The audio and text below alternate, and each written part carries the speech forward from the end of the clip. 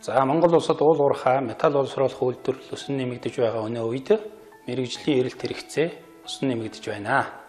Мэрэгжлийн хөтөлбөрийг олон улсын стандарт нийцүүлэн гадаадын нэр хүнд бүхий төвшөнд ойртуулах, дэвшилтэд сургалтын арга технологи болох CDI сургалт арга технологи нэвтрүүлэн ажиллаж байна.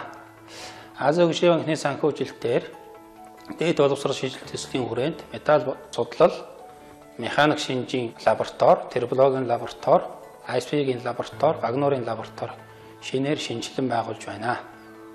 Металл боловсруулах үйлдвэрлэл аж ахуйн нэгжүүдтэй хамтран ажиллах гэрээ байгуулж сургалт семинарыг тогтмол авдаг. За хос хөтөлбөрөөр Оросын холбооны улс, Америкийн нэгдсэн улс, Канада, Хятад зэрэг улс орнууд суралцаж хос дипломтой төгсөх боломжтой.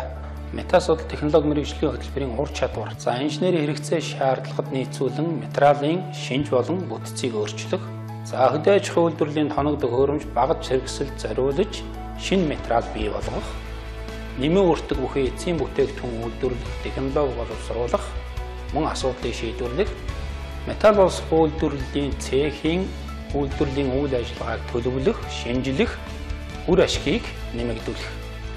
Металл судлал технологи мэргэжлийг эзэмшснээр та дараах салбаруудад ажиллах боломжтой.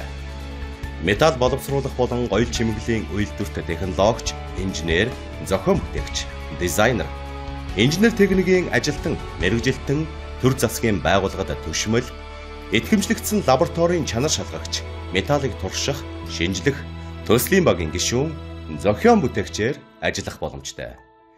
Иймд металл судлал технологи мэргэжлийг сонгон суралцахыг урьж байна. Тогтвортой хөгжилд хувь нэмэр оруулахын төлөө Хөдөө аж ахуйн их сургуулийн элсэлт